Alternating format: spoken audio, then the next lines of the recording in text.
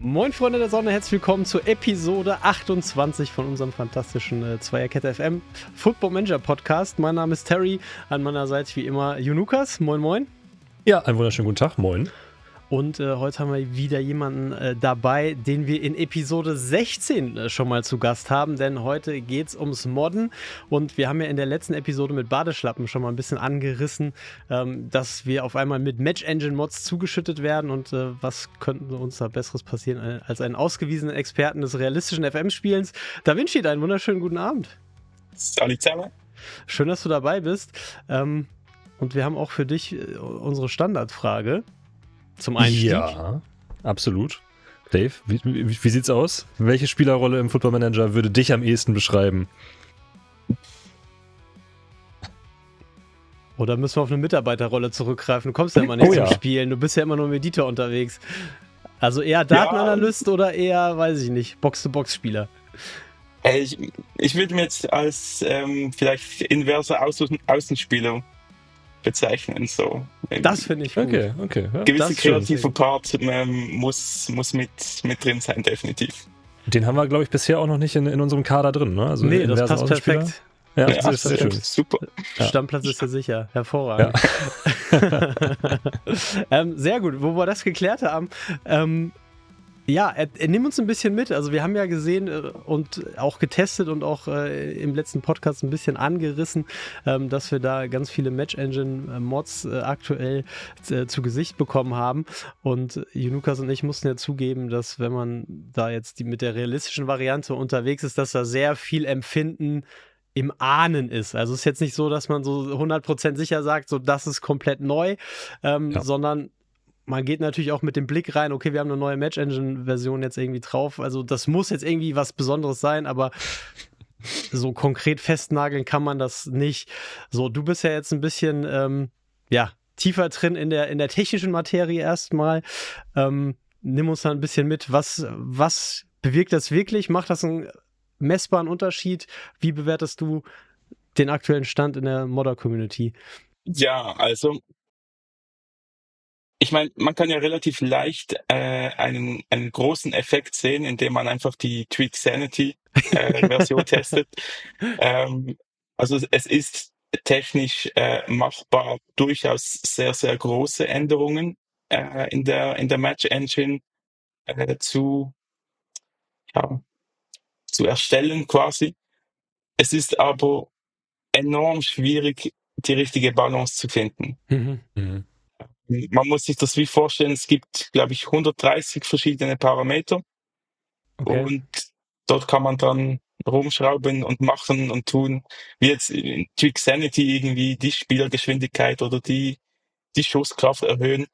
Und ich meine, das allein zeigt ja eigentlich, was möglich ist. Ja, also ich habe ja dann in meinem Video tatsächlich auch Tweak Sanity getestet, weil ich dachte, da kann ich wenigstens was zu sagen. Und es war auch mega unterhaltsam.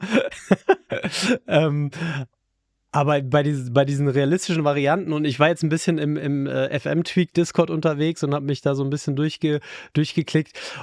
Und ich fand es mega spannend, weil es klang so ein bisschen, oder es las sich so ein bisschen wie nach jedem FM-Release. Hier der Ball prallt unrealistisch ab, hier haben wir Probleme mit den Noten der Außenverteidiger oder mit den Noten von jedem Tralala. Also irgendwie scheinen die ja dann doch letzten Endes die Arbeit zu machen und dieselben Begrenzungen zu haben und dieselben Herausforderungen zu haben, wie dann Sports Interactive auch hat. Ja, also das ist auch mein Eindruck schlussendlich. Also ich muss vielleicht da noch dazu sagen, ich bin quasi wie ein externer Berater, der auch noch Tester ist für FM Tweak. Das heißt, ich habe da wirklich den Einblick in die Überlegungen, die Probleme, schildere auch meine Erfahrungen. Und ja, es fühlt sich wirklich ein bisschen an, als ob man in der Rolle der Entwickler von Sports Interactive ist. Also man schraubt da an gewissen Werten rum und probiert es aus und dann merkt man, oh, okay, es hat diese und diese Nebenwirkungen. Also es ist enorm zeitintensiv, aber enorm spannend und so ein bisschen Sky is the limit ist im Moment so ein bisschen die Gefühlslage, muss man fast schon sagen, ja. Ich persönlich finde es ja sehr großartig, nachdem ja der FM25 abgesagt wurde, dass auch die Modder noch neuen Content für sich haben sozusagen, an dem sie dann basteln können. Und damit gleichzeitig Stimmt. natürlich auch das Spiel für den normalen User dann auch noch mal verlängert. Badeschlappen war ja auch im letzten Podcast so ein bisschen erstaunt darüber, dass es sowas noch nie gab, weil die Datei an sich, SI Match oder wie sie heißt, die liegt ja da einfach rum. Kannst du das irgendwie erklären, warum es das noch nie gab? Oder was sind das für Leute, die das jetzt das geschafft haben, darin zu arbeiten? Ich glaube, wenn ich es richtig im Kopf habe, ich glaube 2020 gab es schon mal etwas in diese Richtung. Aber ich Okay. muss ehrlich sagen, ich habe das komplett ignoriert, weil es war auch dort eher so wie Tweak Sanity, so ein bisschen extrem unrealistisch. Und alles, was unrealistisch ist, interessiert mich nicht. Dann Ja. ist das Ja. natürlich gleich wieder weg. Hm. Und dann hat, glaube ich, im chinesischen Forum hat dann einer angefangen, das bisschen sozusagen zu dokumentieren. Mhm. Und FM Tweak ist dann, glaube ich, dort einfach auch drauf gestoßen und hey, da gibt's etwas, was irgendwie noch nie jemand wirklich so dann probiert hat, wirklich das Spiel an sich auch zu verbessern. Mhm. Und ja, so hat das irgendwie wie angefangen. Also es ist, oder sagen wir so, hätte ich gewusst, was dort alles möglich ist, ich hätte schon viel früher damit angefangen. Okay, ja. Also es ist wirklich, ja, also ich vergleiche so ein bisschen, wenn man es mit dem Editor vergleicht, oder meine Änderung. Ich nehme jetzt gerade ein Beispiel. Mehr Auswechslungen ist ja ein Teil der Mod mittlerweile. Ähm, Bei mir sind die Änderungen im Editor subtil, die funktionieren, Hm. aber wenn man es dort ändert, dann schießt man mit Kanonen auf Spatzen. Also dann macht das Spiel einfach zack. Okay, Und okay. Okay, Hm. krass, ja. ja, also es ist eben auch das ist eine komplett neue Herausforderung, dann die Balance dort zu finden. Wegen dem habe ich gesagt, die Balance zu finden ist brutal schwierig. Ja, du hast ja gerade erzählt, dass es auch so ein bisschen, oder dass es vor allem darum geht, den FM dadurch besser zu machen auch. Was sind dann gerade so Bereiche, an denen ihr arbeitet? Also in welchen Bereichen ist der FM noch nicht gut genug? Also was gibt's da zu tun? Hey, also für viele natürlich im 3D-Spiel, Hm. wenn es um Dinge geht wie die Animation war irgendwie nicht schlüssig, dass irgendwie der Spieler hat sich unrealistisch gedreht, zum Beispiel. Es gibt ein Hm. Parameter, ähm, wie schnell oder wie stark sich ein Spieler drehen kann, bei einer Ballannahme zum Beispiel. Crazy. Äh, Okay. und dann kann man dort am Wert rumschrauben, bis das irgendwie stimmig ist. Oder die Torhüter-Animation, wie schnell ist ein Torhüter am Boden, etc. Und das hat effektiv Auswirkungen halt auch auf die Spielverläufe, sprich die Ergebnisse auch. Und dort haben wir jetzt, ich sage jetzt mal, ein paar Differenzen innerhalb der Gruppe, wenn es um ich sage jetzt, die total geschossenen Tore anbelangt. Das ist auch ein Feedback, das oft gekommen war. Am Anfang zu viel Tore, jetzt eher wieder zu wenig. Und ich bin auch eher der Meinung, es sind noch zu wenig Tore. Mhm. Und Mhm. dann gibt's eben gewisse Parameter. Wenn du das bisschen hochschraubst, dann hast du wieder zu viel Tore. Und das Mhm. ist wirklich so, ja, eben Balancing, bis Ja. man findet, hey, okay, jetzt passt es endlich. Ja. Ah, das finde ich auch spannend. Denkst du, dass die perfekte Match-Engine möglich ist? Also wo jede einzelne Spielerrolle, jede einzelne Position die perfekte Note hat, wo die Leistungsparameter perfekt einfließen, wo die Physik in den Limitierungen, die zugrunde liegende Technik vorgibt, möglichst realistisch aussieht, wo die Tore realistisch sind, wo, weiß ich nicht, Statistiken wie erfolgreiche Flanken sich mit den realen Zahlen decken? Oder ist es zu 90% ein Abwägen von Kompromissen? Ich sage jetzt mal, zu 90% ist es möglich. Ähm, Und das macht die Faszination und einfach auch das Potenzial, was dort drin steckt, einfach, ja, eben, es fasziniert einfach. Es gibt wie Mhm. technische ähm, Limits. Ich kann da ein Beispiel nennen. Wir haben Stunden oder schlussendlich eigentlich Wochen versucht, die zu hohe Passgenauigkeit von Vereinen über die Saison hinweg. Die sind ja standardmäßig, glaube ich, zwischen 90 und 93%, Hm, Ja. egal ob Kreisliga oder was auch immer. hm, Mhm. Wir wollten die unbedingt runterkriegen und das ist fast, sagen wir so, im Extrembeispiel haben wir das geschafft, relativ einfach. Dort hatten wir in einem Testverlauf eine Completion Ratio von 10%. Also, Ui. da hat nichts funktioniert. Also das heißt, es zeigt nochmal das Potenzial, was dort drin steckt. Es ist technisch möglich. Das Ja. Problem bei diesem Aspekt war jetzt aber, dass der Parameter, der das voran steuert, das ist, wenn ich es richtig im Kopf habe, ähm, Medium to Hard Ball Kicking Speed. okay. Mhm. Und wir wollten eigentlich, dass Innenverteidiger mehr Fehlpässe machen. Dann haben wir diesen Wert gesenkt. Ich bin dagegen. Ja, aber das Problem ist, der gleiche Wert wird auch für Standardsituationen wie Eckbälle verwendet. Mhm. Und wenn du den Mhm. Wert zu tief setzt, kommen die Eckbälle nicht. Ja, Vors Tor. Die kommen nicht mehr genau. an. Dann hast du einen Super. Zehnjähriger, der auf dem großen Fußballfeld probiert den Ball. Ist Eieieiei. das Ja, geil. Ja, und stell dann ich ist es mir, wie so, ja ja. Mist, das geht nicht. Dann bist du dort limitiert. Also dieses Problem konnten wir bis jetzt wirklich nicht lösen. Ich Hm, sage bewusst bis jetzt, weil wir Mhm. sind da an etwas anderem dran, wo ich leider noch nicht zu groß spoilern darf, was durchaus Potenzial hat, um es ein bisschen zu verbessern. Aber das ist jetzt effektiv ein Problem, was voraussichtlich nicht lösbar ist hm, innerhalb Mhm. dieser Parameter.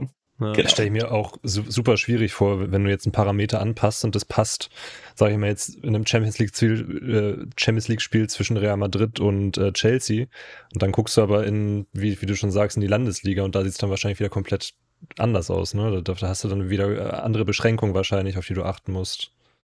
Ja, also es ist natürlich auch, wie soll ich sagen, das Attributsystem im FM ist natürlich auch, spielt einen großen Faktor. Also man Mhm. kann ja zum Beispiel definieren, wie schnell ist ein Antritt von 20 in der Match Engine. Das kann man über die Attribute steuern. Aber man muss dann natürlich auch überlegen, sind dann die Attribute generell mit dem FM so realistisch hinterlegt, dass es für Hm, alle Klassen richtig ist. hm, Mhm. Mm, Ja, ich sage mal eher nicht. Also okay. wenn man ganz tief runtergeht. Also das wäre dann so eine Mischung zwischen Datenbankproblematik, eben der Match Engine. Ja, also dort würde man noch mal ein komplett neues Feld eigentlich aufrollen, wenn man Hm, das dann dort wirklich durchgängig realistisch darstellen möchte. Ja. ja. Aber nimm uns mal mit also wir sind ja komplette Laien, wir haben ja überhaupt gar keine Ahnung, wie die Datei aussieht oder wie das aussieht, worin ihr dann arbeitet, was ihr dann anpasst. Also was ich mitbekommen habe und korrigiere mich, wenn ich da falsch liege, war ja, der erste Schritt waren ja diese Match Engine Updates, wo es ja erstmal nur in Anführungszeichen um Physik ging. Ja. So. Und dann ging es irgendwann um Geschichten wie, wir arbeiten jetzt daran, dass die Benotung von Spielern realistisch ist, dass der Ballvortrag realistisch ist. Dann hast du gerade schon angerissen, das Thema Auswechslung. Also das heißt, das hat ja dann auch Auswirkungen über das 3D-Spiel hinaus. Also da geht es ja dann auch um Spielerzufriedenheit, Spielerentwicklung, alles, was da vielleicht noch an Rattenschwanz dranhängt. Ähm, Jetzt haben wir gerade so ein bisschen über Attribute geredet. Das heißt, was sind Bereiche, die anpassbar sind, angepasst wurden, die ich jetzt vielleicht nicht erwähnt habe? Und was wäre jetzt für dich das realistische Ziel, zu sagen, wir haben jetzt weiß ich nicht, im Sommer haben wir eine Match Engine, die sieht, oder ein Update, ein User-File, das deckt dann zu dem Stand, was wir jetzt haben, zusätzlich noch dies, das und jenes ab. Ja, also es gibt noch andere Bereiche. Ich habe jetzt gerade im Vorfeld vor dieser Aufnahme mal geguckt, zum Beispiel Medien wäre so etwas, sprich Interviewfragen kann man theoretisch auch editieren. Okay.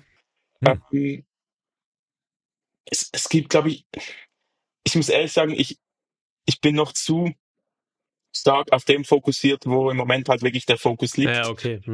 Von dem her kann ich das nicht wirklich abschließend sagen, aber es gibt einen Bereich, der eben, ich habe es ein bisschen angetönt, Attribute wäre doch sicher spannend, wenn man das ein bisschen besser steuern könnte oder realistischer.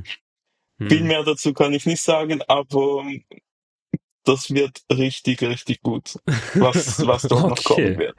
Okay, das klingt auf jeden Fall krass. Ich würde gerne nachfragen, aber Ja. okay.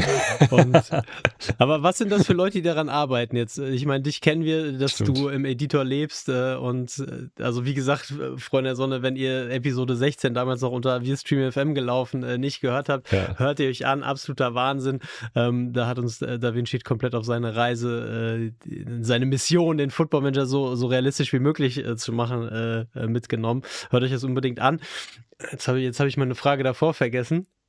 Wäre das FM3 so ein bisschen, die Leute Ja, dahinter. genau. Was sind das für Leute? Also, weil, wie gesagt, ich würde mir jetzt vorstellen, ich sitze jetzt vor der Datei und würde sagen, ich habe Bock, ein FM-Spiel zu spielen. Ja. Ich habe jetzt keinen Bock, da irgendwelche Daten zu verändern und zu gucken, was das dann mit dem Spiel macht. Was sind das für Leute? Was seid ihr? Hey, die sind schlussendlich FM verrückt wie wir. Okay. Aber die haben definitiv oft einen technischen Hintergrund. Also mehr als, ich sage jetzt, der Durchschnitts-FM-Spieler definitiv. Und die haben da auch ein Faible dafür, eben sich da wirklich reinzufuchsen. Also die ziehen das wirklich sehr, sehr professionell auf, was man ja mittlerweile auch sehen kann. Die haben einen Twitch-Kanal gemacht, die haben YouTube, die haben eben den Discord, die haben klare Deadlines, also Professionalisierung, wo ich selber nur davon träumen kann. Ja, und mich hat's einfach dort angefangen zu interessieren, wo ich gemerkt habe, das sind Bereiche, die ich teilweise durch mein Realism Pack auch angreife quasi. Und dann bin ich dort eigentlich eingestiegen auf den Discord, wollte eigentlich einfach mal kurz bisschen reinschnuppern und wurde dann aber gleich quasi erkannt, so, oh, Da Vinci ist hier. Ja. Und die haben eigentlich gerade gesagt, hey, wir wären mega froh, wenn du uns da unterstützen könntest und so weiter. Und zack, war ich drin. Ja, okay. Ja, cool. Also und so ist das jetzt über die letzten 1-2 Monate eigentlich wirklich gewachsen und man lernt immer wie mehr dazu. Ja. Ja, es klingt auf jeden Fall, als würde sich unser Bundestrainer Sven Goli da sehr wohlfühlen. Also ich hatte ja das habe ich auch schon gedacht, ja. Ich hatte ja das Vergnügen, ihm nicht nur beim FM-Spielen zuzusehen, sondern dann auch nachts im Hotelzimmer, wie er da dann selbst programmiertes Tool dann irgendwelche Werte ausgelesen hat und am Ende kam dann Spielerbewertung raus und wie er dann für möglichst wenig Draft-Budget möglichst viele wichtige Attribute einkaufen kann. Und ich dachte, ja gut, man hätte jetzt auch einfach ein Bier trinken gehen können oder so, aber der Erfolg hat ihm recht gegeben. Ja, cool. Also ich muss auch sagen, das ist auch ein Teil, den ich extrem liebe an der FM-Community. Also wir reden ja immer sehr viel darüber, Jonas, dass man den FM auf so unterschiedliche Weisen spielen kann. Ja. Und das ist ja, das beschränkt sich ja nicht nur aufs Spielen, also man kann auch anders mit dem FM Spaß haben. Ja, absolut, ja. Finde ich absolut crazy. Und für alle, die Bock bekommen haben, ein bisschen mit dem Editor rumzuspielen, da ist es ja so, da gibt es ja relativ wenig Content. So, und wir bekommen auch im Discord immer wieder Fragen, ich möchte irgendwas so und so lösen und alle stehen da so, keine Ahnung, musst du selber ausprobieren. Das war ja bei dir ähnlich, oder, Da Vinci? Du hast dir das ja auch dann eigentlich alles selber angeeignet, ne? Ja, schlussendlich schon. Also es gibt mehr oder weniger keine tiefergreifende Guides oder Möglichkeiten, sich groß zu informieren. Es ist wirklich Learning by Doing, Mhm. schlussendlich. Ja. Ist im offiziellen Forum, da gibt es ja auch so einen Editorbereich, ist das eine Anlaufstelle für Anfänger, oder? Für Anfänger eher nicht, leider. Also es ist, ich will nicht sagen, dass der Editor grundsätzlich nichts für Anfänger ist. Aber wenn ich ehrlich bin, ist es wirklich fast so. Aber vielleicht bin ich da einfach schon viel zu tief drin, dass ich eigentlich die ganz einfachen Dinge eigentlich gar nicht mehr wirklich wahrnehme. Also Mhm. für mich ist der FM mittlerweile oder der Editor so krass miteinander verzahnt in so vielen Mhm. Bereichen. Ja, Ich muss selber zum Teil krass aufpassen, dass ich den Überblick da nicht verliere. Ähm, aber ich glaube wirklich, wer die Passion dafür hat, der braucht halt einfach viel Zeit, Geduld, Mhm. und dann glaube ich schon, kann man auch im offiziellen Forum durchaus ja, sich verweilen und Fortschritte machen und coole Dinge erstellen, schlussendlich. Ja. auf jeden Fall. Also ich habe für meine FM-Experimente habe ich jetzt auch schon ein paar Mal mit dem Editor gearbeitet und so die einfachen Sachen wie einen Spieler zu erstellen, ein paar Attribute zu verändern, einem Verein Geld zu geben, eine Mäzen zu erstellen und sowas alles, das ist relativ einfach, ziemlich Ja. selbsterklärend. Und zu diesen Themen gibt es auch ein paar Guides, also auf Englisch gibt es da ein paar zu. Wenn man weiß, wie man googelt oder wenn man weiß, wie man auf YouTube sucht, dann findet man da ein paar Sachen. Wenn es dann tiefer geht in diese ganze Regelgeschichte, wie verändere ich jetzt die Ansetzungsregeln für die Bundesliga und so weiter und so fort, dann wird es schwierig. Vor allem, wenn du da mit Fehlermeldungen konfrontiert wirst, wo dir einfach gar nicht gesagt wird, was jetzt, da wird gesagt, es ist ein Fehler passiert, aber nicht welcher Fehler. Ja. Und dann wird es schwierig. Ja, aber so die Basic-Dinge, das kriegt man schon hin. Ja, Ja. also ich glaube auch, wenn man, also jetzt ein Football-Manager-Anfänger, der das Spiel jetzt hat, der kann vielleicht bei seinem bei seinem Lieblingsspieler mal ein paar Attribute verändern. Ja, genau. Aber um da jetzt tiefer einzusteigen in die Tour, sollte man, glaube ich, schon ein Grundverständnis oder ein tieferes Verständnis von dem Spiel an sich haben.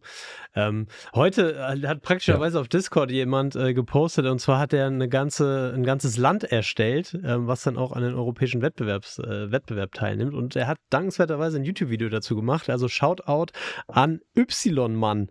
Also wer sich da ein Das ist bisschen geil. reinfuchsen will, kann ich empfehlen, das Video auf seinem YouTube-Kanal Y-Mann. Ist Stand heute das neueste Video und das einzige zum FM. Auf jeden Fall endlich mal deutscher Editor-Content. Ja. Und ich war so dankbar, als ich das gesehen habe. Er hat sich entschuldigt in Discord für die Eigenwerbung. Ich habe gesagt, danke, weil endlich habe ich was, worauf ich verweisen kann, weil ich kriege die Editor-Fragen und ich habe keine Antwort drauf. Ja, sehr cool, sehr cool, sehr cool. Genau, so viel erstmal zum Editor. Jetzt bringst du ja nach wie vor neue Updates raus für dein Realism-Pack. Ja. Geht dir Muss. die Arbeit nicht irgendwann aus? Ja, nee, überhaupt nicht. Also jetzt voran. Also es ist eher eigentlich eine Chance. Also ein Bereich, den ich jetzt eigentlich extrem schätze, sind die CAP-Updates, also Spielerattribute, Mhm. weil der FM startet ja quasi relativ weit in der Vergangenheit, je nachdem, wo man schlussendlich wirklich seinen Spielstand beginnt. Und ich finde es halt eigentlich wirklich reizvoll, weil jetzt kannst du eigentlich wie den Weg eigentlich ein bisschen vorebnen, so dass es im Spiel dann eigentlich in der Realität endet, vor allem die Verläufe der Spielerkarrieren. Ah, okay, Weißt du, was ich ich verstehe. ja, und das finde ich persönlich extrem cool. Das heißt, mein Ziel ist eigentlich für diejenigen, die mit meinen Files spielen, die erkennen da plötzlich, hey, ich habe kürzlich was gelesen von diesem 17-jährigen Supertalent, ähm, und der ist im FM irgendwie knapp 16, also in der Datenbank, oder Mhm. vielleicht sogar schon 15 oder existiert noch gar nicht. Und da kann ich einfach sagen, ja, Der wird im Schnitt anfangs 25 etwa dort stehen, wo er auch in der Realität steht. Hm. Und das Okay. macht mir extrem viel Spaß. Es ist extrem viel Aufwand, aber ja, die Fußballwelt dreht sich laufend weiter und so geht's bei mir auch jeden Monat weiter. Also es ist, also ich kann eigentlich nie fertig sein mit Editieren. Es geht Ja, nicht. okay, okay. Oder anders gefragt, dadurch, dass es jetzt kein FM25 gibt und der Zyklus dann entsprechend länger ist, hast du dann auch natürlich Gelegenheit, andere Dinge anzufassen oder vielleicht das. Ja, durchaus. Sagen wir, ich bin an etwas Größerem dran, was kommen wird, aber das braucht mindestens noch einen ganzen Monat Hm. an Zeitaufwand. Ich kann wirklich, was ich sagen kann, das gab es in dieser Form noch nicht. Und ich sehe dort enorm viel Potenzial drin, um gerade die Spielertransfers nochmal eine gute Schippe realistischer zu gestalten. Ja. Das klingt sehr gut, aber du sprichst in Mhm. Rätseln, mein Freund. Ja. Okay, Ja, ja. Freunde der Sonne, willst du mehr verraten? Ähm, Nein. ja, sagen wir so, es gibt ja schon ein File, das Spieleragenten erstellt. Mhm. Ähm, ich habe da einen anderen Ansatz, wie man das umsetzen kann. Reicht das? Nein. Okay, aber mich freut es ja zu hören, dass dir die Arbeit nicht ausgeht. So. Ja, absolut. Und für alle anderen, die jetzt neugierig sind, was da noch, also Transfer-KI ist natürlich immer so ein Thema, weil da hat Mhm. natürlich auch jeder seine eigenen Meinung. Aber wenn ihr da neugierig seid, am besten, glaube ich, auf X folgen, ne? DaVinci ist da der Name, da kriegt ihr dann immer taufrisch mit, wenn es Updates gibt. Und nicht nur das, du hast auch eine eigene Webseite seit neuestem. Das ist richtig, ja. Wie, bitte einmal die URL für die Leute nennen und wir packen das natürlich auch unten in die Shownotes. Ja, fmdavinci.com. fmdavinci.com. Genau, packen wir auch in die Shownotes, wenn ihr jetzt vom Hören nicht genau wisst, wie man das schreibt. Thema Realismus, weil du vorhin auch so abwehrend reagiert hast, Junukas, als es um die Passquote der Innenverteidiger ging. Ja. Ich musste ja, es hat mich natürlich sehr getroffen, die verletzten Misere in der Bayern-Abwehr. Ich hatte ja Hoffnung, dass wir es vielleicht doch noch ins Finale der Horm schaffen, aber die Hoffnung schwindet ja mit jedem Verletzten, mit jedem Schwerverletzten in der Innenverteidigung oder in der Verteidigung. Mhm. Aber ich musste so nicht lachen, aber ich habe einfach drauf gewartet, wann die erbosten FM-Spieler kommen und sagen, das ist komplett unrealistisch. Mhm. So 3 Ja, schwere stimmt Verletzungen schon. innerhalb von, weiß nicht, 5 Tagen oder was das waren. Davies für 8 Monate raus, Upamecano, keine Ahnung, was da jetzt die Diagnose ist, aber auch Saisonende auf jeden Fall. Und jetzt Ito mit dem Mittelfußbruch. Da musst du nochmal an einem Verletzungsfall schrauben, DaVinci, glaube ich. Ey, das ist durchaus auch eine Challenge, weil durch die Match Engine Mod verändert sich durchaus auch das Verletzungsverhalten. Okay. Also das heißt, wenn man jetzt die Parameter für Sprints erhöht, zum Beispiel, oder dass die Spieler schneller sind, die Ermüdung bleibt gleich. Mhm. Das heißt, wenn du dort zu hoch schraubst, dann hast du auch ohne das Verletzungsfall viel zu viele Verletzungen. Spannend. Okay. Also es hängt auch dort mit dem zusammen. Was ich aber extrem cool finde, ist, es ändert nicht nur eben Dinge wie Verletzungen, sondern zum Beispiel auch ähm, die Attribute von älteren Spielern. Die sinken schneller, Ja. wenn man mehr Sprints oder die Geschwindigkeit Interessant. erhöht, weil die natürlich nicht mehr so stark sind in Okay. diesen Bereichen. Also es ist so krass miteinander verzahnt, Hm. dass Ja. das eben auch solche Verletzungsmiseren, hoffe ich, unterm Strich dann auch realistischer dann abbilden kann. Und vielleicht noch kurz zum Innenverteidiger, weil ich kenne da die Geschichte nicht dahinter von Janukas, aber etwas, was dich dann sicher freuen wird, ist, dass zum Beispiel Innenverteidiger mit dem Match Engine Mod oder mit dem Player Ratings Mod sozusagen die Innenverteidiger auch wirklich bessere Bewertungen bekommen. Also wenn die eine Top-Saison spielen, ich Okay, sage du jetzt hast mal, mich wieder. wenn du einen Innenverteidiger hast, der wirklich eine Saison auf internationaler Bühne alles zerreißt, dann Ja, kann es sogar sein, dass ein Innenverteidiger zum Beispiel den Ballon d'Or gewinnt. das ist Okay. krass. Das Okay, ist das ist krass. krass. Das, ja, oder ja, Europas größtes Talent oder so. Poku Boasi zum Beispiel von Barcelona hat in einigen Testspielständen von mir mit der Mod dort, wie heißt das in Europa? Den Golden Boy? Ja, Ja. ja, einfach dort diese Titel für die jungen Spieler Okay, das abgeräumt. ist ja cool. Mhm. Und das verändert dann auch wieder eben die Verzahnung. Das heißt, die gewinnen Titel, höhere Bewertungen. Das heißt, die fordern früher bessere Verträge, die Marktwerte steigen schneller, die werden früher Ja, krass. transferiert, weil die Reputation steigt. Also einfach und das alles nur, weil die Spieler, die Player Ratings sozusagen gefixt wurden. Ja, okay. Das ist Das schon heißt, wild. Ja. Du änderst quasi einen Wert im Football Manager in dieser Match Engine Mod und das ganze Spiel verändert sich. Das ist Ja. schon wild. Kann man sagen, ja. Vor allem die spielen mehr Fehlpässe, aber wenn sie einen machen, dann werden sie direkt aufgewertet. Dann freut die Ja. Match Engine sich.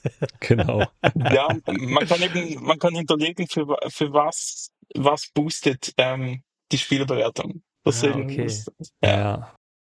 Was ja okay. auch mal ein Thema von vielen Spielern war, ist, dass das Gegenpressing immer zu stark war im FM, dass man dafür zu wenig bestraft wurde, was Verletzungen anging. Und ich meine gelesen zu haben, dass das auch mal angefasst wurde in einem der Files. Ist es in der aktuellen Version immer noch so? Ja, also ich muss ehrlich sagen, ich habe es auch getestet.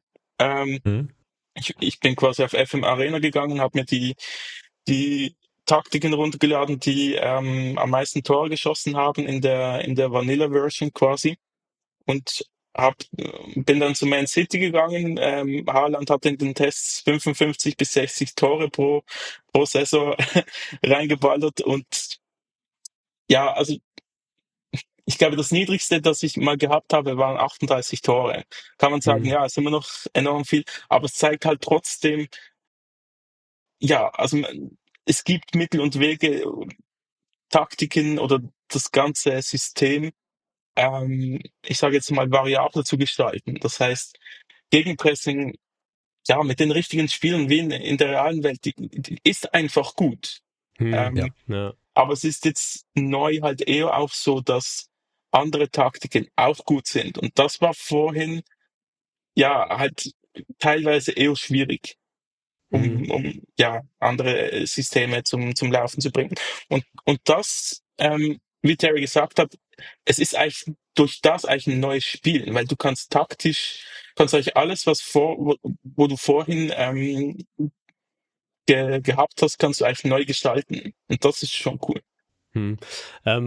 Wo du jetzt gerade über neue Taktiken und so weiter sprichst, eine Frage, die ich relativ häufig bekomme in den PNs oder generell ist, wie ist das denn im Multiplayer-Safe? Wenn ich jetzt als Host die neue Match-Engine drauf habe, kann ich dann mit meinem Kumpel Multiplayer spielen oder? Alle müssen die Match Engine lokal installiert haben. Und man kann das relativ leicht überprüfen, weil wenn du quasi die Highlights von einem vergangenen Spiel anschauen möchtest, wo der Mod noch nicht installiert war, hat ein anderes Ergebnis zum Beispiel. Okay. Ja, das habe ich letztens mal getestet, mir ein Highlight von vor einer Saison oder sowas angeschaut und da war das Tor dann einfach irgendwie so eine random Sequenz im Mittelfeld. So, da ist einfach gar nichts passiert. Ja. Okay. Also ich weiß gar nicht, wenn ich jetzt einen neuen Save starten würde, dann würde ich auf jeden Fall, also ich denke mal, ich würde eine der aktualisierten Versionen der Match Engine benutzen. Aber so in einem Save die Match Engine zu wechseln, je mehr du erzählst, desto weniger würde ich das, glaube ich, machen, weil das ändert einen Save ja von Grund auf. Also du startest quasi mit der originalen Version rein und wechselst dann irgendwann auf etwas, wo dann die Innenverteidiger auf einmal viel besser sind oder viel bessere Ratings bekommen. Das verändert ja quasi die gesamte Realität in der Spiellogik. Ich weiß nicht, ob ich das machen würde.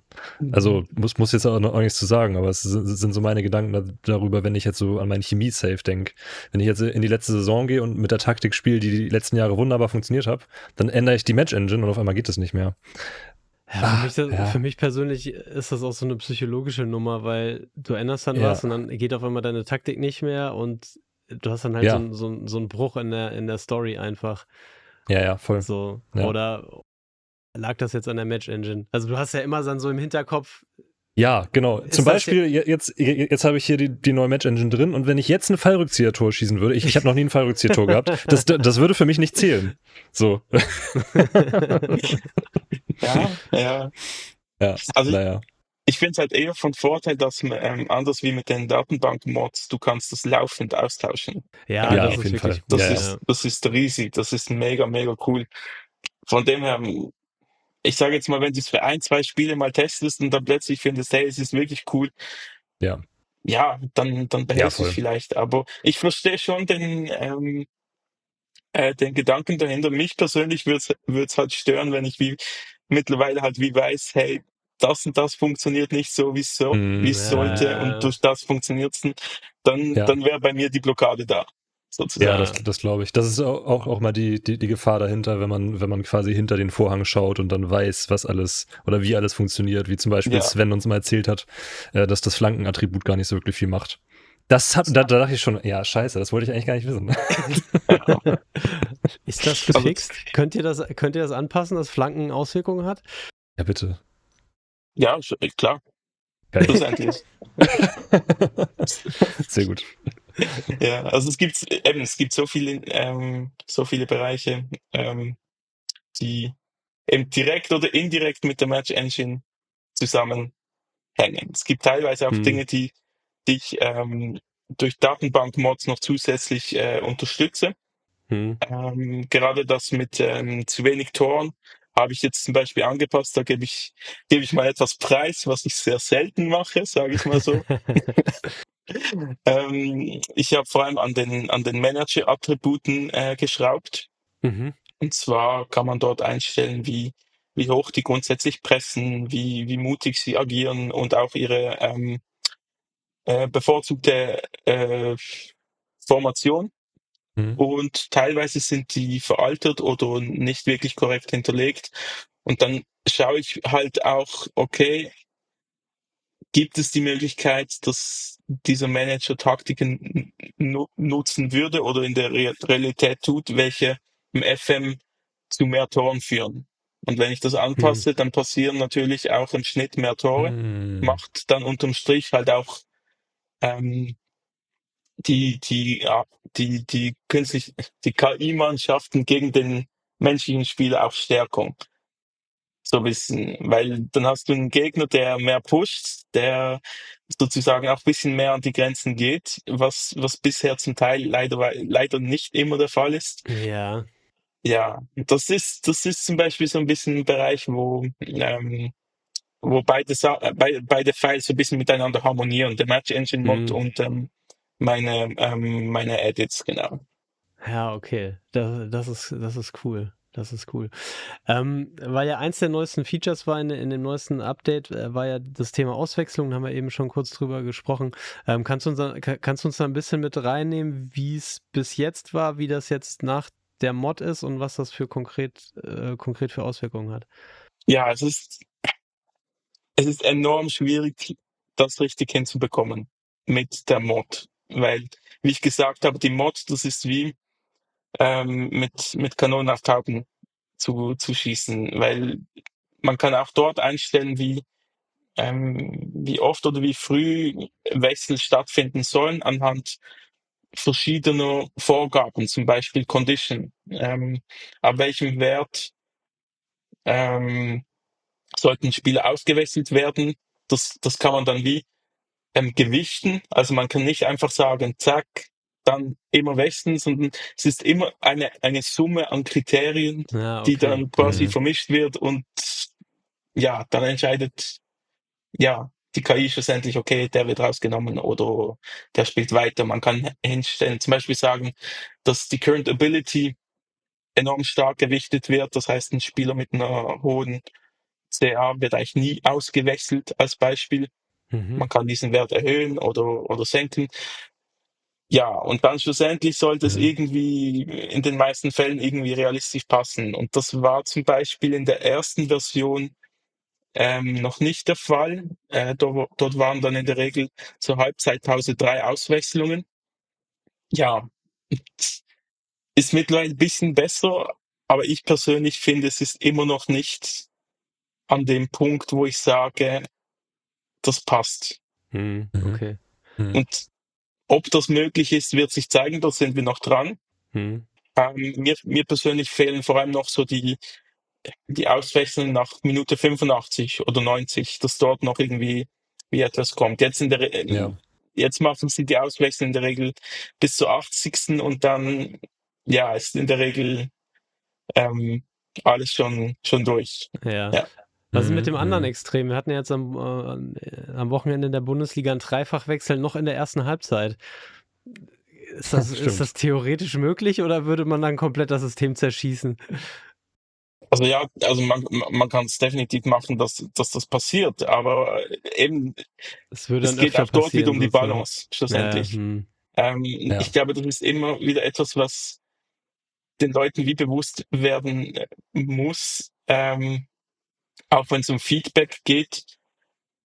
Ein Spiel ist kein Feedback, 10 Spiele eigentlich auch nicht, eigentlich fast eher eine Saison. Weil es gibt immer wieder, ich sage jetzt, Situationen, wo man vielleicht gar nicht wirklich realisiert, ob das jetzt wirklich unrealistisch war oder nicht. Also irgendwie, wenn, keine Ahnung, Haaland sitzt auf der Bank gegen Manchester United im FA Cup Finale, denkt man vielleicht, okay, das macht irgendwie keinen Sinn. Aber wenn jetzt das nächste Spiel das Entscheidende in der Champions League ist, irgendwie die letzte Gruppenphase, dann sagt die KI vielleicht, okay, wir gewichten das höher, weil die Champions League per se höher gewichtet ist als der FA Cup und dann sitzt er halt auf der Bank, weil der Konditionswert nicht ganz so gut ist. Und dann sind wir wieder eben dort so, alles wirklich 100% realistisch hinzukriegen, glaube ich nicht. Dass das mit all diesen Eventualitäten etc., das bezweifle ich sehr, sehr stark, aber dass definitiv ein großer Fortschritt möglich ist, das denke ich schon. Ja, und ich glaube, ein Problem ist ja auch, dass Realismus ja auch nichts Absolutes ist. Also dein Realismus ist ein anderer als mein Realismus und als vielleicht von jemand anderem. Mein Lieblingsbeispiel in Bezug auf Transfer-KI war ja immer Choupo-Moting. So, wenn man davor, weiß ich nicht, vor 8 Jahren gesagt hätte, der wechselt irgendwann mal von Paris Saint-Germain zu den Bayern, never ever. Also da hättest du den FM für in die Ecke geworfen, so wenn das passiert wäre. So, aber dass man dann eben um jetzt in FM-Begriffen zu sprechen, dass dann eben bei Paris ein Trainer ist, der halt eine Vergangenheit und eine Beziehung zu dem Spieler hat und der halt von seinem CA-Wert da jetzt auch nicht die komplette Flachpfeife ist, sondern da auch eine gewisse Rolle im Kader einnehmen kann und die dann auch attraktiv ist für den nächsten Verein auf dem Niveau. Das sind dann halt Faktoren, die jetzt erstmal nicht offensichtlich sind, wenn man als normaler Fußballfan einfach nur denkt, Reputation ist so schlecht, die reicht niemals für Paris, die reicht nicht für die Bayern. Ja, zumal sich Realismus also du kannst ja Realismus jetzt gerade in diesem Moment haben, meinetwegen, aber dann bist du 1, 2, 3 Jahre in der Zukunft und was in der Realität 3 Jahre in der Zukunft passiert, das weiß ja auch keiner. Ja. Insofern hilft es eigentlich immer, wenn man den FM als in sich geschlossene Spielwelt sieht und dann nicht hinterfragt, ob das jetzt realistisch ist oder nicht. Voll. Da habe ich übrigens vorgestern auf X auch einen sehr coolen Thread gesehen von Armenia, der ja auch bei der FIFA-Weltmeisterschaft als Content Creator dabei war, der hatte mich da im Podcast für FIFA I. Und zwar hatte er vor 3 Jahren 50 Abstimmungen gemacht, welcher Spieler in 3 Jahren höher gewichtet wird. Und hat dann einfach das habe ich auch gesehen. Stimmt. Musiala gegen Wirtz und weiß der Geier, ganz viele Premier League-Spieler natürlich als Engländer. Und das war so interessant, weil du hattest dann einfach Spieler, die komplett ihre Karriere schon beendet haben, die heute gar keine Rolle mehr spielen.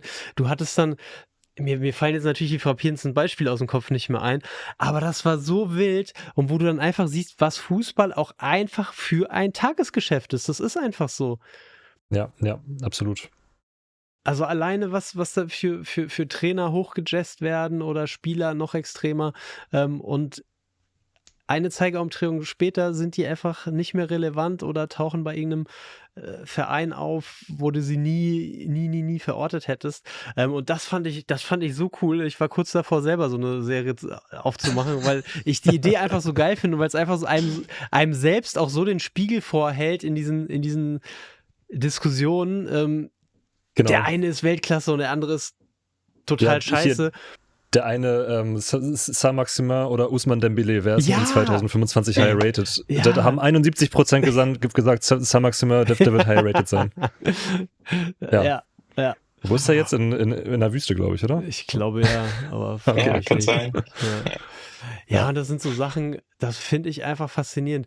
Und ich muss auch ehrlich sagen, dass mir der Football Manager selbst bei solchen Themen auch sehr viel Erdung gegeben hat, weil ich finde, man hat im Football Manager ganz oft Spieler, ich nenne sie jetzt mal die 3-Sterne-Spieler, die einfach gut sind, die im richtigen System auch richtig gut sein können. Ja. Mit denen kannst du aber auch ohne Probleme absteigen.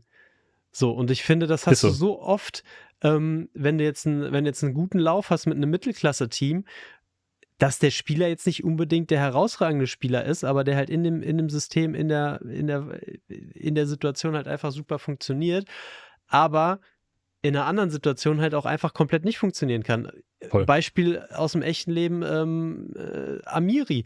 Da war die Karriere gefühlt ja auch schon beendet, nachdem er dann von Leverkusen weggegangen ist. Und jetzt startet er für die deutsche Nationalmannschaft gegen Italien von Beginn an.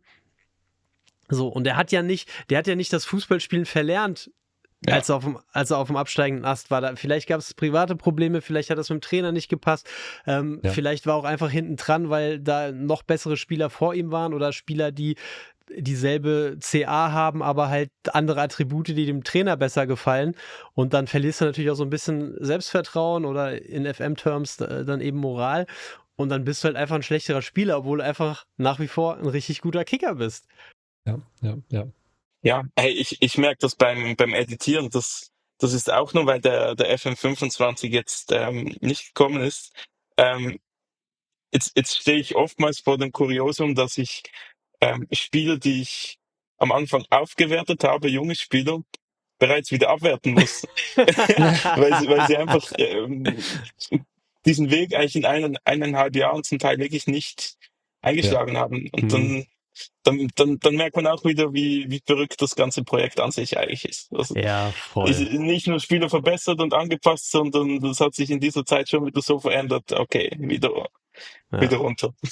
Und das finde ich auch in der Researcher-Tätigkeit so schwierig, was ich ist über 10 Jahre her, ich habe das mal einmal gemacht, habe dann gesagt, lass mich mit dem Editor in Ruhe. Aber auch da, also was ist jetzt Form? Was ist einfach nur, okay, der spielt in einem System, was zu ihm passt, der hat eine gute Moral, oder was ist dann wirklich ein Attribut, was wirklich permanente Fähigkeit ist, die er immer abrufen kann. So, und das ist einfach so ein Aufgedrösel. Das ist immer die Frage, in welchem Moment du einen Spieler bewertest. Ja. Also wenn er jetzt gerade super in Form ist oder wenn er gerade nicht in Form ist oder irgendwo dazwischen. Also das stelle ich mir auch extrem schwierig. Ja. Man muss sagen, der FM liegt relativ oft sehr, sehr, sehr richtig, was das Potenzial von Spielern angeht, ne? Ja. Wenn man schon. Also, ja.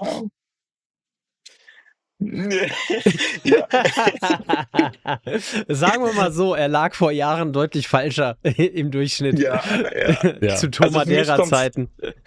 Ja, für mich kommt es wirklich auf die Nation drauf an. Also es gibt Nationen, die wirklich sehr, sehr gut geresearched sind bis auf Altersstufe 16, wo ich finde, mega cool, aber es gibt auch andere Nationen, wo dann oftmals ein Riesenloch klafft nach ein paar Ingame-Jahren, weil keine guten jungen Spieler nachkommen. Und für mich ist es irgendwie auch so, du musst, glaube ich, als Researcher irgendwo einfach auch ein bisschen Gott spielen und einfach sagen, okay, pro Jahrgang müssen 10 Spieler mindestens mal diese CA erreichen.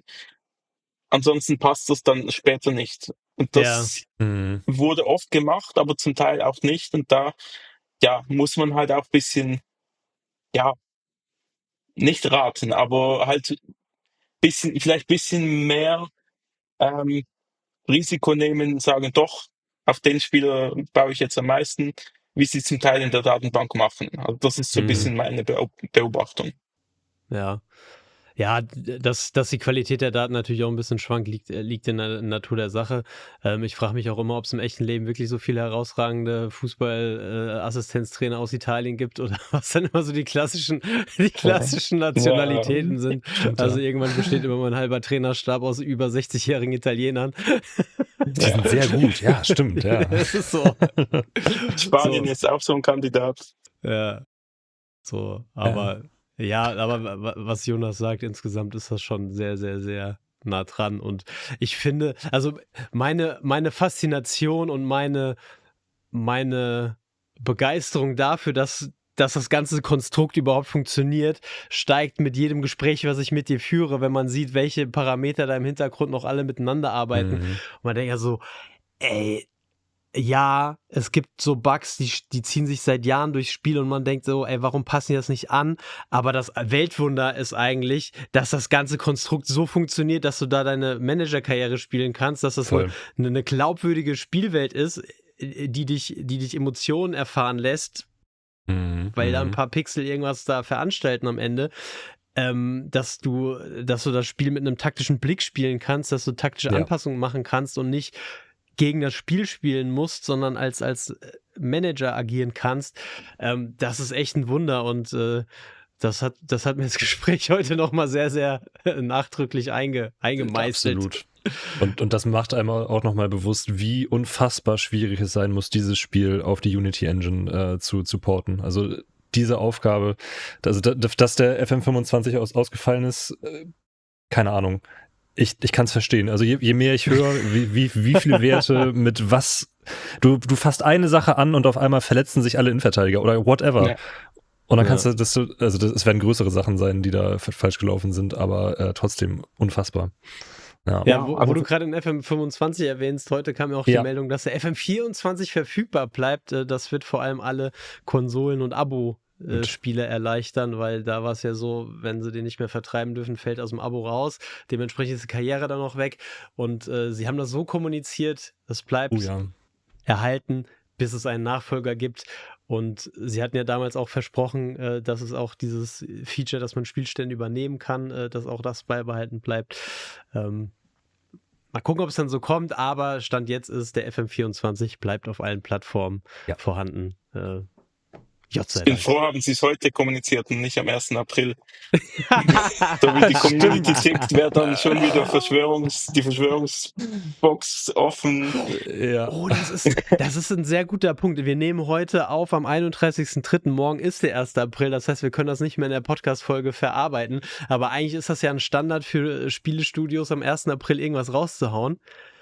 Ich bin extrem gespannt, ob von Sports Interactive am 25 kommt trotzdem. Ja. Too soon. Die machen das nicht. Ich glaube auch nicht. Ich glaube nicht, dass sie am 1. April was machen.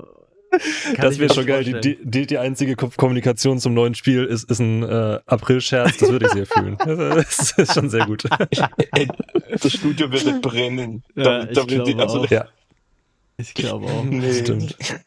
Also wir legen uns fest, es kommt nichts. Wenn doch was gekommen ist, dann bekommt das mit auf unseren Social-Media-Kanälen. Dann machen wir alle ein Video dazu. Da werden wir auf jeden Fall drauf reagieren. Genau. Videotitel: Sports Interactive Kommunikation ist ein einziger April-Scherz. Ja. So, direkt reißerisch verpackt. Ja, sehr schön, sehr schön. Okay, gibt's noch was Wichtiges zum Thema Match Engine Mods, Modden generell, die Zukunft des Moddings? Da Vinci, nimm uns mit. Also ich habe immer wieder so ein bisschen eine gewisse Angst gespürt in der Community, dass ich irgendwie mit dem FM 26, sage ich jetzt, nicht 25, irgendwie, dass sich dort irgendwie krass irgendwie was ändert oder dass es vielleicht gar nicht mehr geht, den FM zu modden in der jetzigen Form. Ich hoffe oder glaube eigentlich, dass das weiterhin möglich sein wird, einfach weil man kann ja Spielstände übernehmen vom FM24. Und das gibt mir wie so das Gefühl, ja, also dann muss ja die Struktur grundsätzlich ja irgendwie gleich sein, weil sonst würde das ja nicht gehen. Ja. Und das, ja, also sagen wir so, mich würde es extrem überraschen, wenn das nicht in der gleichen oder zumindest sehr ähnlichen Form weitergehen würde. So. Ja, es gab ja auch dieses Video von der Unity-Entwicklerkonferenz, wo zwei Leute von Sports Interactive auch waren und so ein bisschen berichtet haben, wie dieser Umstieg auf Unity vonstatten geht. Und die Hälfte davon habe ich nicht verstanden, weil Fachchinesisch.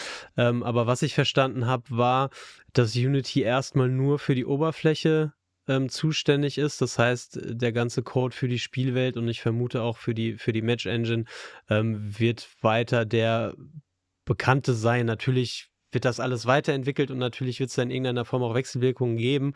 Aber ich glaube auch, dass sich erstmal aus spielerischer Sicht der FM26 dann immer noch anfühlen wird wie ein Football Manager. Das wird dann hoffentlich alles ein bisschen moderner, ein bisschen schicker, ein bisschen dynamischer sein in der Handhabung, was die Oberfläche betrifft, was die Grafik betrifft. Und beim Modden sehe ich das dementsprechend auch so. Also die haben weiterhin ihre Datenstruktur. Ich denke nicht, dass wir auch andere Attribute haben. Ich denke nicht, dass die Researcher andere Arbeit machen müssen oder dass das irgendwie komplett umgemodelt wird. Und im Gegenteil ist es ja sogar so, dass Unity als Engine ja sehr modderfreundlich ist eigentlich. Und dementsprechend ist es ja meine Hoffnung, dass sie dieses ganze Kapitel Stadion-Editoren zum Beispiel auch nochmal aufmachen. Das wäre geil, ja. Oder generell man da einfach noch viel mehr grafisch machen kann. Immerhin haben wir ja schon mal neue Bäume im FM24. Ja. Toll, ja. Also der Ausfall des FM25 hat wirklich in der Modding Community eigentlich mehr zum Positiven oder zum Kreativeren verändert, sage ich jetzt mal. Ja. Also, ja. Das ging mit den neuen Bäumen los und jetzt haben wir neue Match Engines.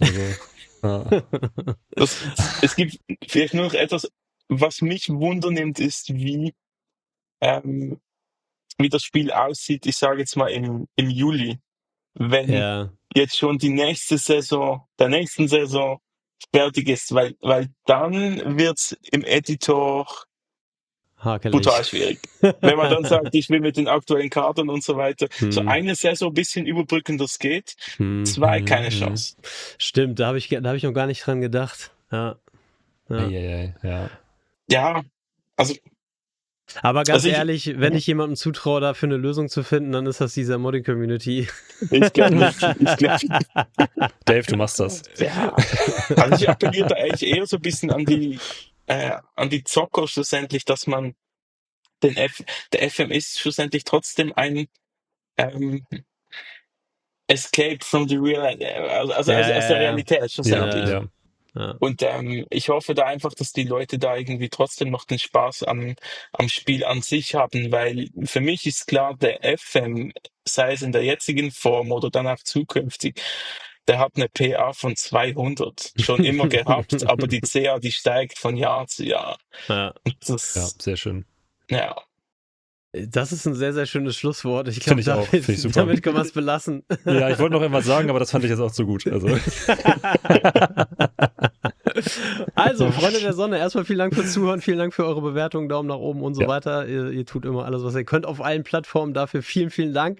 Wenn ihr von Dave und allem, was er heute angekündigt hat und von allem, was er verschwiegen hat und was trotzdem Banger-News dann sein werden, wenn sie dann reif sind für die Veröffentlichung. Wer da nichts verpassen will, schaut auf seiner Webseite vorbei, schaut auf seinem X-Account vorbei. Findet ihr alles unten in den Shownotes verlinkt. Wenn ihr euch ein bisschen mit dem Editieren beschäftigen wollt, nochmal die Empfehlung für das Video von Y-Mann, auch das verlinken wir unten. Und eine Abschlussfrage habe ich noch. Badeschlappen hat uns in der letzten Folge eine Frage für unseren nächsten Gast mitgegeben. Welche Unarten hast du beim FM-Spielen? Spielst du überhaupt FM? Welche Unarten? Meine Unart ist, dass ich dann den Spielstand beende, den Editor aufmache, wieder einen Parameter anpasse und dann wieder einen neuen Spielstand anfange. Wäre jetzt mein Shout gewesen für dich. Hätte ich auch gedacht, ja. Ja. Ja, ja, das könnte hinkommen, aber Unart schlussendlich.